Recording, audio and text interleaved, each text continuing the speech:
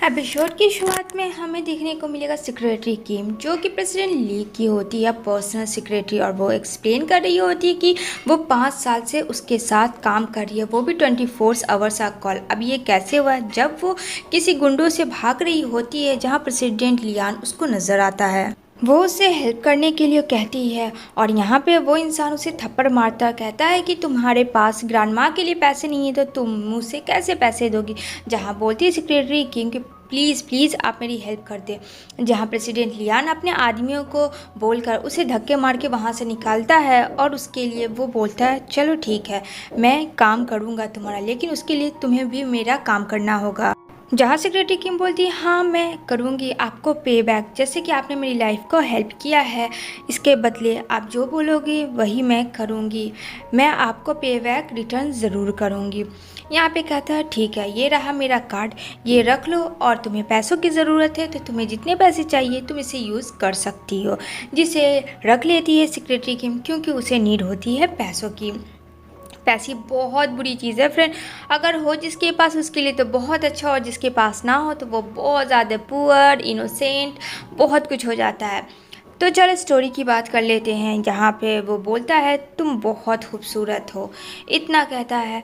यहाँ पे सेक्रेटरी किम जो रहती है वो कुछ भी नहीं बोलती है। अब आ जाते हैं प्रेजेंट में, जहाँ वो उसे सेड्यूस करता है। यहाँ पे प्रेसिडेंट लियान को जब भी प्यार चाहिए वो सेक्रेटरी किम के पास जाता है, जहाँ वो सेक्रेटरी किम बोलती है कि प्रेसिडेंट लियान शेयर होल्डर के लोग आए हुए हैं मीटिंग के लिए, क्या आप लव से ज़्यादा ज़रूरी नहीं समझते हैं? ये तो आप बाद में भी मेरे साथ कर सकते हैं रोमांस। जहाँ प्रेसिडेंट ली को याद आता है कि बाहर शेयर होल्डर के कुछ लोग हैं जिसे उन्हें काम भी तो करना है, तो कहता है ठीक है मैं करने के लिए तैयार हूँ, क्या कुछ देर वो लोग रुक नहीं सकते हैं? कहती है नहीं, ये बहुत ज़्यादा ज़रूरी है आपके लिए। और वहाँ वो टाई लाती है और उसको टाई पहनाती है। तभी यहाँ पे प्रेसिडेंट लियान कहता है कि मैंने तुम्हारे लिए एक रूम बुक किया है और मैं तुम्हें चेक देना चाहता हूँ। जहाँ सेक्रेटरी की बोलती है इसकी क्या सडनली ज़रूरत पड़ गई?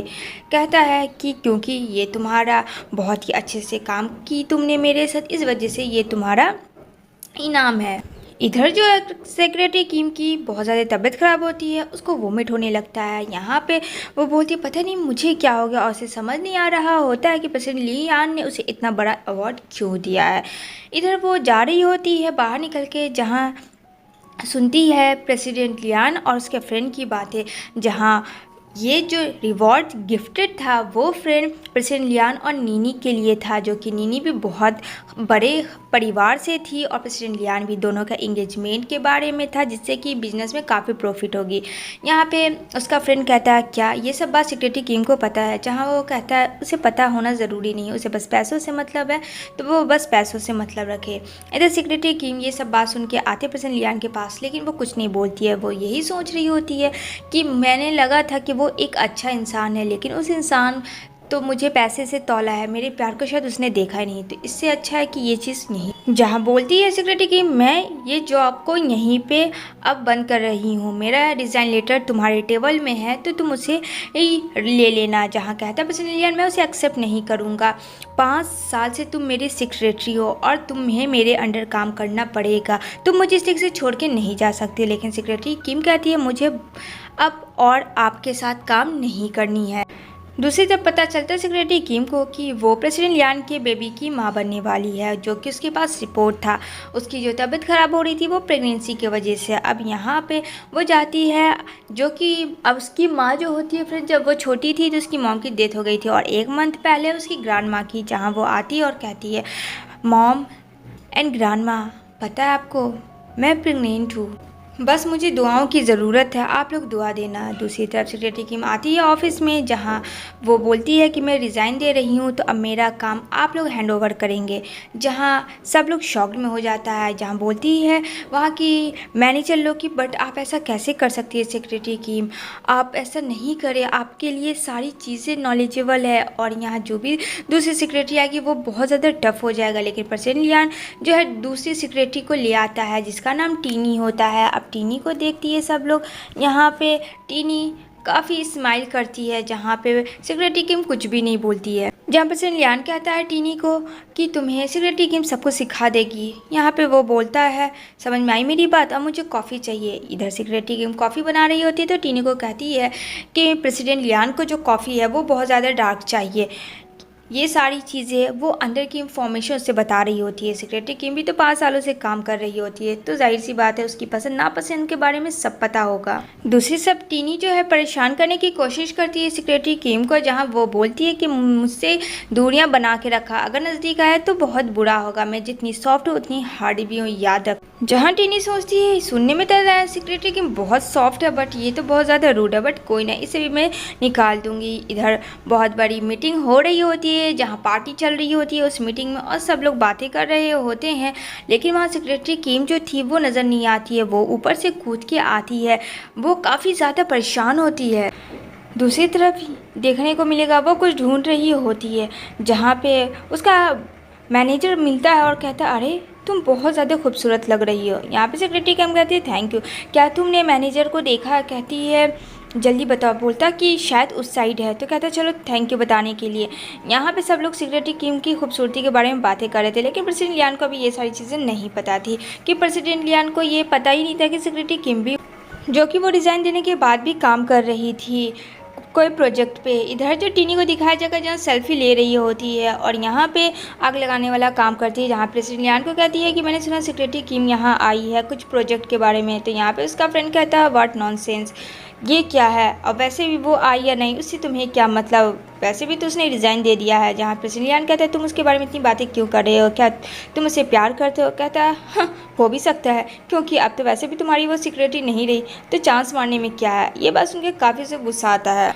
एंड उसके बाद से सिक्योरिटी किम लापता हो जाती है। जहाँ वो आता है कब्र पे, जहाँ एक गार्ड होता है, वो वही गार्ड होता है जो कि सिक्योरिटी किम को बहुत दिनों से जानता था। जहाँ प्रेसिडेंट लियान को बोलता है कि तुम उसके बॉयफ्रेंड हो, उसके होने वाले फियांसे हो, तुम्हें पता नहीं कि वो किस मुसीबत से गुजर रही है, उसकी ग्रैंड मदर मर गए, जो कि ये बात प्रेसिडेंट लियान को पता तक भी नहीं थी कि वो भी मर चुकी है। उसकी मॉम का पता था लेकिन उसकी ग्रैंड मदर का पता नहीं था। जहाँ वो चेकअप करवाने के लिए आती है, जहाँ उसकी मुलाकात डॉक्टर से होती है, डॉक्टर टैंक से, जहाँ वो बोलती है अरे तुम यहाँ क्या कर रहे हो, दोनों एक दूसरे को देखते हैं। यहाँ पे वो बोलता है ये कैसी रिपोर्ट है, तुम शादी कर रही हो? कहती नहीं मैं शादी नहीं कर रही हो। वो रिपोर्ट छुपा लेती है, लेकिन यहाँ पे वो देख लेता है रिपोर्ट, जहाँ डॉक्टर टैंक कहता है कि तुम प्रेग्नेंट हो और तुमने शादी भी नहीं की है, अगर ये बात तुम्हारी ग्रैंड मदर को पता चल जाएगी तो कैसे लगेगा, तुमने सोचा है? जहाँ बोलती है मेरी ग्रैंड माँ अब इस दुनिया में नहीं रही। जहाँ डॉक्टर टैंक कहता है आई एम सो सॉरी, मुझे माफ़ कर देना।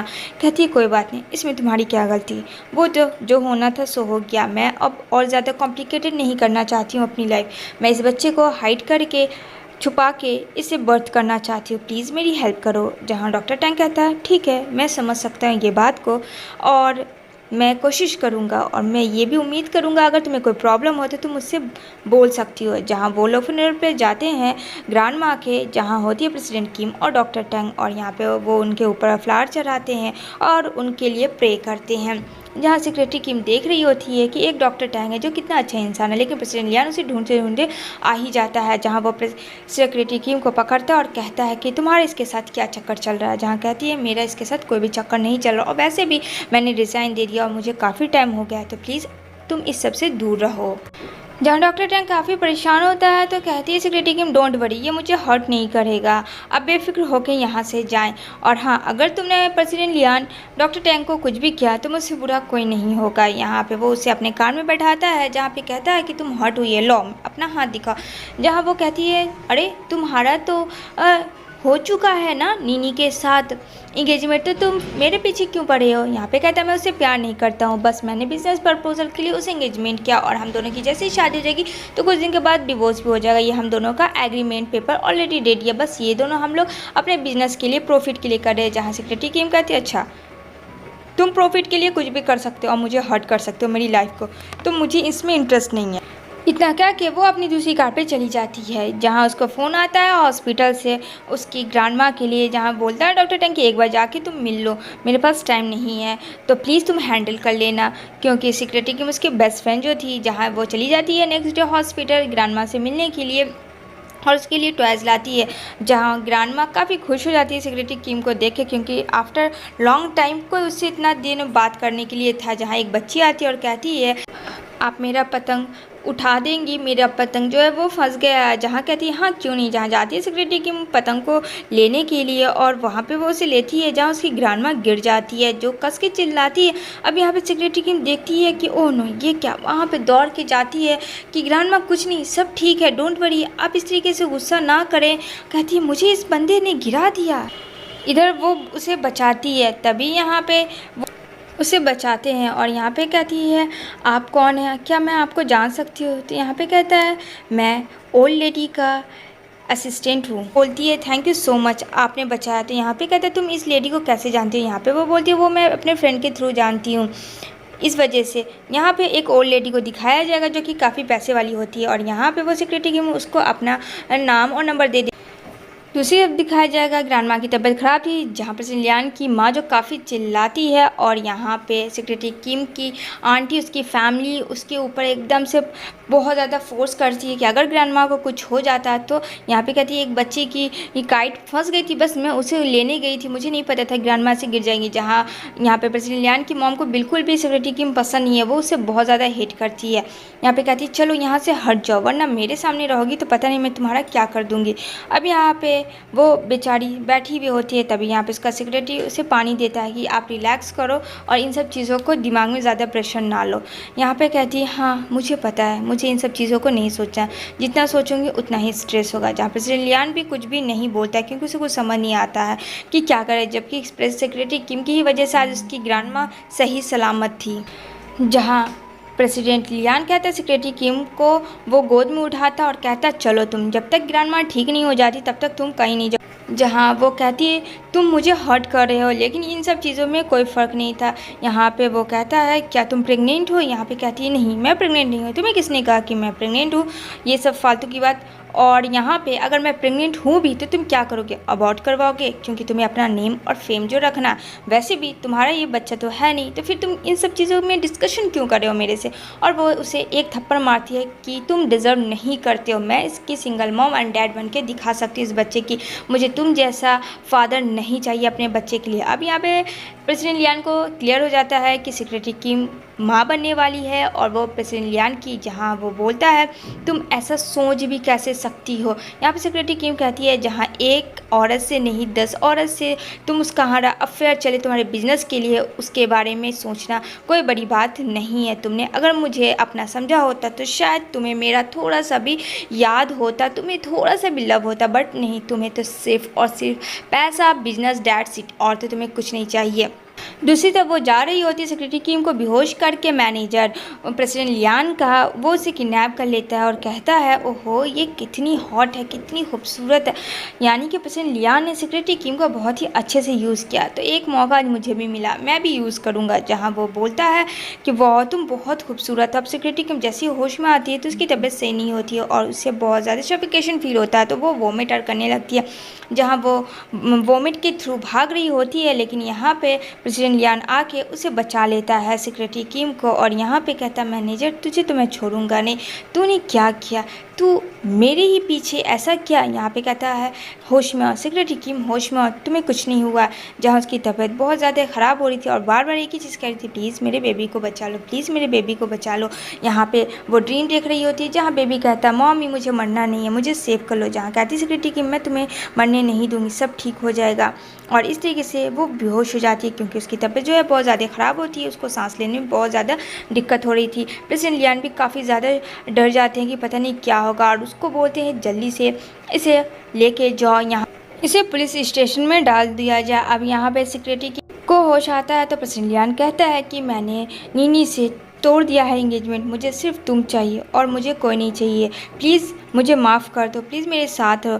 इधर देखने को मिलेगा सेक्रेटरी की वहाँ से चली जाती है, जहाँ पता चलता है निन्नी को कि प्रेसिडेंट लियान और उसका तो एंगेजमेंट टूट ही गया। यहाँ पे कुछ समझ नहीं आता है निन्नी को कि क्या हो रहा है। आखिर उसने ऐसा क्यों किया।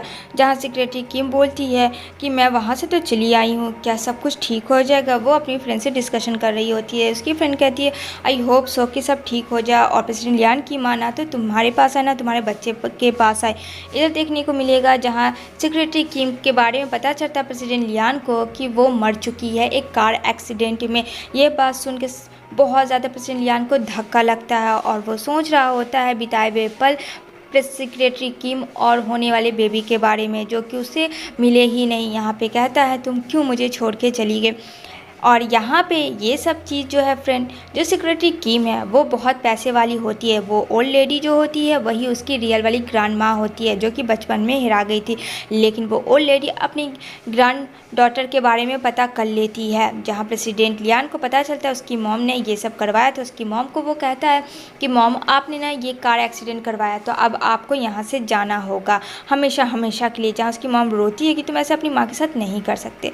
लेकिन यहाँ दिखाया जाता है कि सेक्रेटरी किम अपने फ्रेंड के साथ होती है, जो कि मरी नहीं होती है, वो जिंदी होती है। और ये सब जो गेम था जो कि उसकी दादी जी ने किया था, जिससे कि दोनों सेफ हो जाए, सेक्रेटरी किम भी और उसका बेबी भी, और वो उसकी माँ प्रेसिडेंट लियान की उसकी तक नहीं पहुंच पाई। ये सब उन्होंने मास्टरमाइंड गेम खेला था। इससे दोनों सेफ भी थे और दोनों बहुत खुश थे।